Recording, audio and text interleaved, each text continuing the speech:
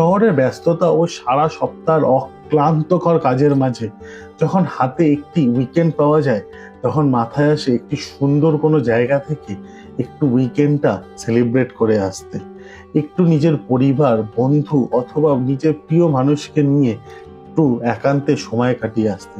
তাহলে দাদা, ঠিক জায়গাতেই এসছেন। এই ভিডিওটি কিন্তু আপনাদেরই জন্য।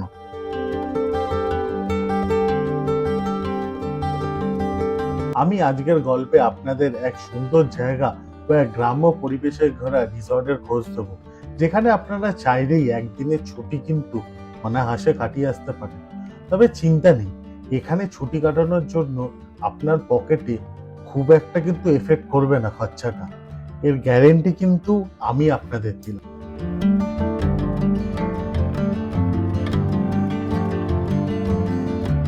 এই ভিডিওটিতে আমরা দেখব এক টুকরো বাংলাদেশ, ভারত ও বাংলাদেশের মধ্যে বয়ে চলা সুন্দর ইছামতি নদী, রোমাঞ্চকর কিন্তু সুন্দর ও মনোমুগ্ধ করে দেওয়ার মতো এক আবহাওয়া, ও রাত্রিবেলা ইছামতি নদীর ওপরে চাঁদের সুন্দর আলোকসজ্জা।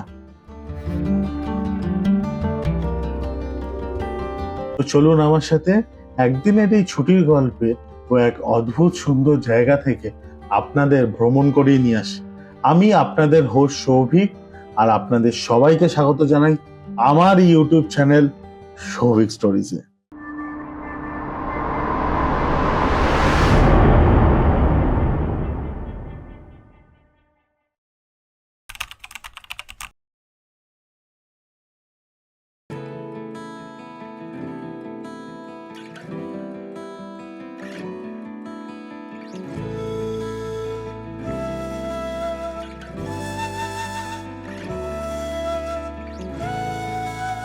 তো গুড মর্নিং, নমস্কার and welcome to my channel Souvik stories. বেশ অনেকদিন বাদে এই কথাটা বললাম, কারণ হচ্ছে আজকে কিছুটা শুরু হয়েছে এই মোটো ব্লগের মাধ্যমে। আর আমরা যাচ্ছি আজকে হচ্ছে ইছামতি কটেজ, টাকির ওখানে।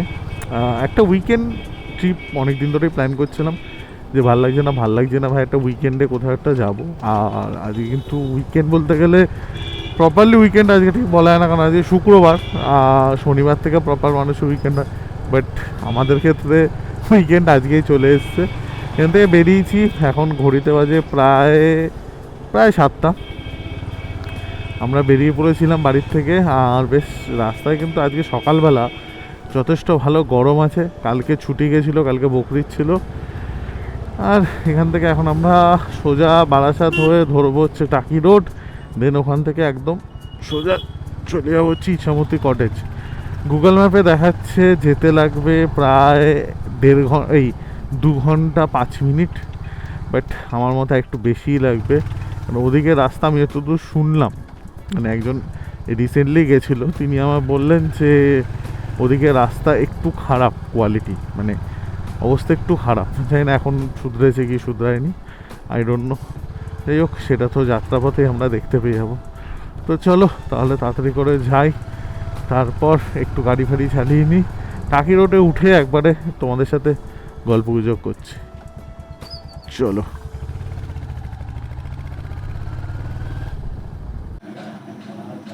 এখন ঘড়িতে বাজে ওই 7:40, 30 মিনিট পর একটু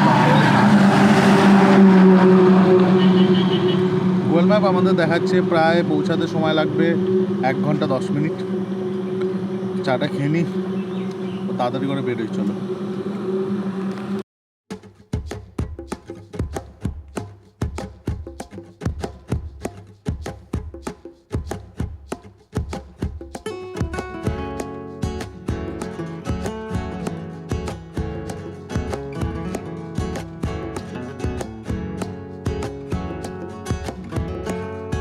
সুন্দর আঁকা বাঁকা পথে, গ্রাম্য পরিবেশে ঘেরা, গাছের ছায়া বিস্তৃত এক সুন্দর রাস্তা দিয়ে আমরা এগিয়ে চলেছিলাম সেই সুন্দর এবং গ্রাম্য পরিবেশে ঘেরা কটেজের উদ্দেশ্যে।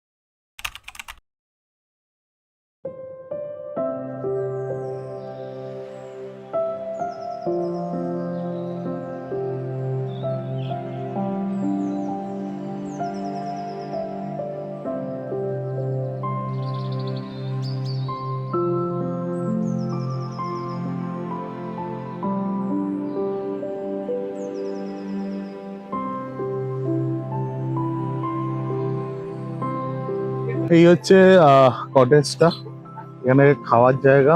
ওইটা আমাদের রুম, প্রতিটার নাম আছে, যেরকম এটা রয়েছে রায়মঙ্গল, ওটা বিদ্যাধর, আমরা রয়েছে বিদ্যাধরীতে। আচ্ছা, এটার নামটা হচ্ছে কালিন্দী। তো বিভিন্ন নাম রয়েছে। আর এছাড়াও এখানে খুব সুন্দর বাগান, এই সামনে ইছামতি নদী, ইছামতি কটেজ এটা। আর এছাড়া রয়েছে এখানে সুন্দর বাগান করা রয়েছে, ওদিকে খরগোশ রয়েছে, প্রতিটা কটেজের সামনে একটা করে পাখি রয়েছে, দেখতে বেশ কিন্তু খুব সুন্দর লাগে। এখন আমরা বেরোচ্ছি হচ্ছে আশেপাশে কিছু একটু ঘুরবো, দুপুরে খাওয়া দাওয়া খাবো, একটু ইছামতি নদীর পাড়ে বসবো, বাকি সমস্ত কিছু। তো চলো, এখন ঘড়িতে বাজে প্রায় বেলা 12টা 20। তাড়াতাড়ি করে বেরিয়ে পড়ি আগে, তারপর বাকি কি বৃত্তান্ত সেটা পরে আলোচনা হচ্ছে। চলো।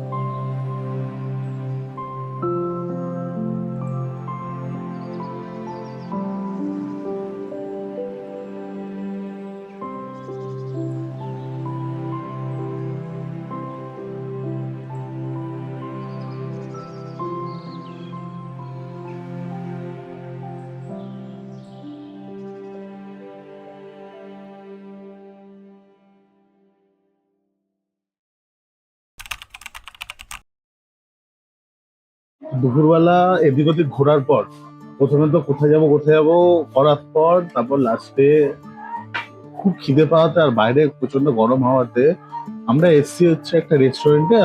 রেস্টুরেন্টের নাম হচ্ছে হইচই রেস্টুরেন্ট। সত্যি হইচইয়ের মতো। আর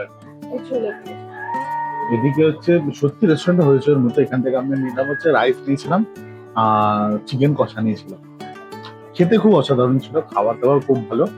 আর এছাড়াও সত্যি কথা বলতে গেলে, প্রথমে একটা রেস্টুরেন্টের গুগলে খোঁজ করে গেছিলাম, কিন্তু সেই রেস্টুরেন্টটা কিন্তু মানে আমাদের গুগল ম্যাপে যেখানে দেখালো সেখানে কোনো রেস্টুরেন্টই এক্সিস্ট করে না। সেই গুগল ম্যাপটি আমাদেরকে ধোকা দিয়ে দিল। এবার আমরা রাস্তায় খুঁজতে খুঁজতে পেলাম এই রেস্টুরেন্টটা, ঢুকলাম, মোটামুটি ঠান্ডা একটু ওয়েদার, একটু বসলাম। এখন ঘড়িতে বাজে প্রায় 2টো বাজে, 10 থেকে 15। সামনে যেটা টাকি রাজবাড়ি ঘাট, সেখান থেকে মানে সেখানে আমরা বিকেলবেলা দেখতে যাবো, কারণ বিকেলবেলাটা ওই জায়গাটা বেশি ভালো লাগে, দোকানপাট গুলো থাকে, লোকজন থাকে, বেশি ভালো লাগে। আর এছাড়া যেটা হচ্ছে ম্যানগ্রোভ যেটাকে বলে, যে মিনি ম্যানগ্রোভ পরের যেটাকে বলে, সেই জায়গাটা তো একটু যাওয়ার প্ল্যান করছি, এখন দেখি বেরিয়ে যাবো এখান থেকে। চলো তাহলে এখান থেকে তাড়াতাড়ি করে বেরোই। খাওয়া দাওয়া সাধারণ ছিল, সত্যি কথা দুপুরবেলা বেশ মন ভরে আছে।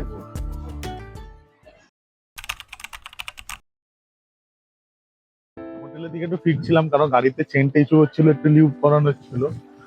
আর জাস্ট সামনেই ওই যে দূরের যে ঘাস দেখা যাচ্ছে, যে অংশটা, দ্যাট ইজ এ বাংলাদেশ।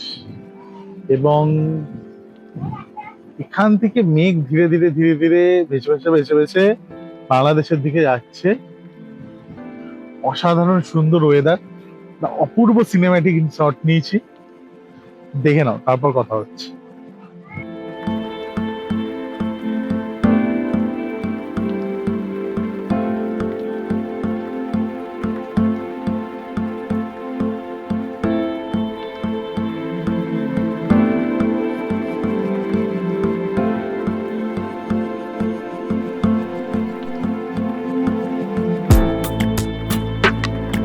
প্রথমবার কিন্তু জীবনে এত মায়াবী এবং সুন্দর এক প্রাকৃতিক সৌন্দর্য কিন্তু পরিলক্ষিত করেছিলাম। সত্যি কথা বলতে গেলে আমি কোনোদিন এভাবে মেঘের ভেসে যাওয়া একটি দেশ থেকে অপর দেশের দিকে, বা একটি জায়গা থেকে অপর জায়গা দিকে, ইছামতি নদীর ওপরে মেঘের এই ঘনঘটা, তারপর ধীরে ধীরে বৃষ্টিটা আমাদের দিকে যেভাবে এগিয়ে এসেছিল, মানে দেখাতেই মনে হচ্ছিল যেন এক অপূর্ব শান্তি আমাদের জন্য অপেক্ষা করছে।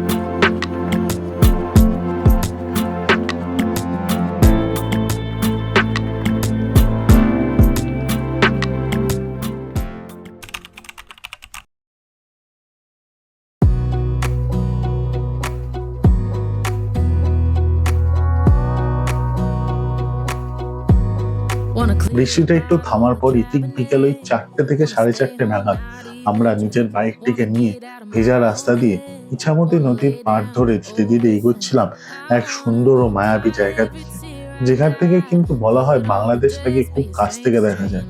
অতটা তো ঠিক বলতে পারবো না, আগে যাই তারপর বুঝতে পারবো। তবে হ্যাঁ, আমি যতটা ভিডিওতে দেখেছি জায়গাটা কিন্তু সত্যিই খুব সুন্দর।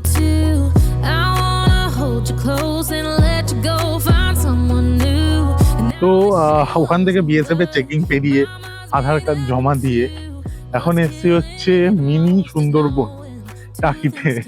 অনেক খোঁজার পর ফাইনালি পেয়েছি যে মিনি সুন্দরবনটা।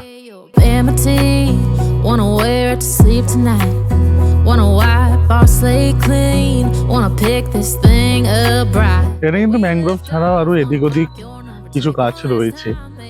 আর যতদূর যা শুনেছিলাম, মানে আমাদের হোটেলের যিনি আছেন তিনি বলছেন বর্ষাকালে যখন প্রপার বর্ষাটা শুরু হয় তখন এখানটা বেশ ভালো জল ভরে যায়। আর আজকে কিন্তু বৃষ্টি হওয়ার দরুন এখানে এই যে মহাশয় পড়ে গেছেন।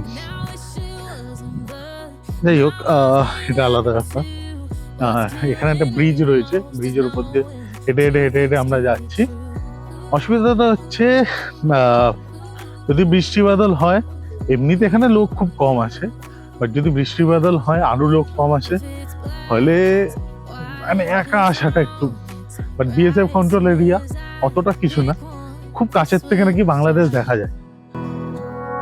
I kinda wanna hate you, but I wanna love you too. I wanna hold you close and let you go, find someone new. And now wish it wasn't, but my mind's made up in two. What's killing me the most is knowing two things can be true. Two things can be true.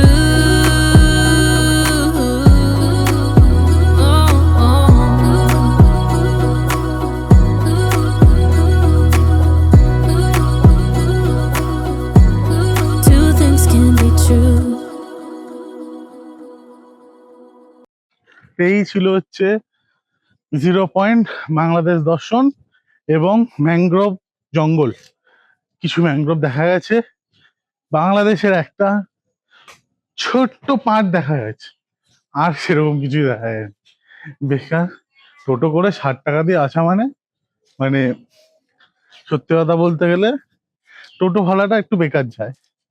ঠিক আছে, একবার কোথাও ঘুরতে এলেন, এক্সপিরিয়েন্সের জন্য কিন্তু মানুষ আপনারা আসতেই পারে, একটা এক্সপিরিয়েন্স হয় আলাদা। ঠিক আছে, বিএসএফ এটা একদম পাহাড়বন্দি এরিয়া, বলে অসুবিধা হয় না। আপনাদের আধার কার্ড জমা রেখে তারপর আপনারা আসতে পারেন।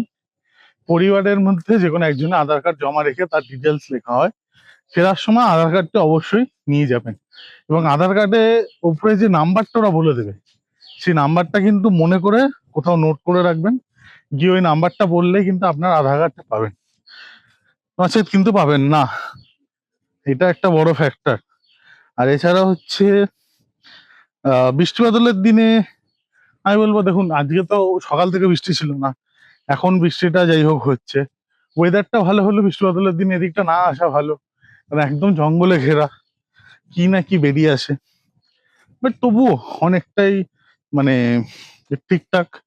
ব্রিজটা খুব ভালোই, যে এরকম না যে ভাঙা চোরা ব্রিজ বা ওরকম কিছু। বাট এখানে আপনাদের হেঁটেই আসতে হবে, এখানে কিন্তু কোনো প্রকার টোটো আসবে না। ব্রিজের মুখে টোটো আপনাদের নামিয়ে দেবে, সেখান থেকে হেঁটে হেঁটে হেঁটে হেঁটে আপনাদের এই ভেতরে আসতে হবে।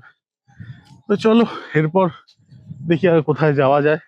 কিন্তু ভয়টা হচ্ছে হালকা হালকা বৃষ্টিও নামছে, কারণ যদি খুব জোর বৃষ্টি নেমে যায় তাহলে বিকেলবেলা আমরা আবার রাজবাড়ির ঘাটটা কিন্তু যেতে পারবো না।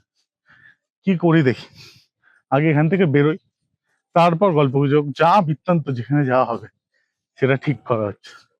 চলো।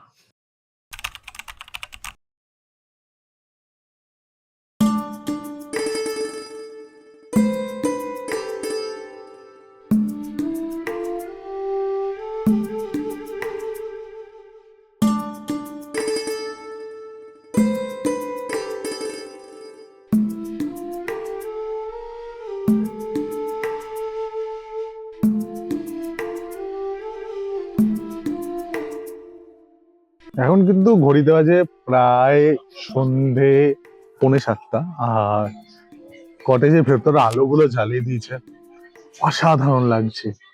মানে সামনে ইচ্ছা মতো নদীর হালকা হালকা হাওয়া, একটা ঠান্ডা ভাব আসছে। যেমন বৃষ্টিটা হয়েছে তোমরা জানো, আর বৃষ্টির পরে না এখন যেন ওয়েদার আরো সুন্দর হয়ে গেছে, ঠান্ডা হয়ে গেছে ওয়েদার। এছাড়াও যেটা হয়েছে, এখানে না লাইট ফাইট গুলো জ্বলার পর অসাধারণ লাগছে। জাস্ট এই সিনটা দেখে নাও। এরপর আমরা সোজা যাবো হচ্ছে রাজবাড়ি ঘাটের দিকে, ওখানটা তোমাদের সাথে শেয়ার করছি, চলো।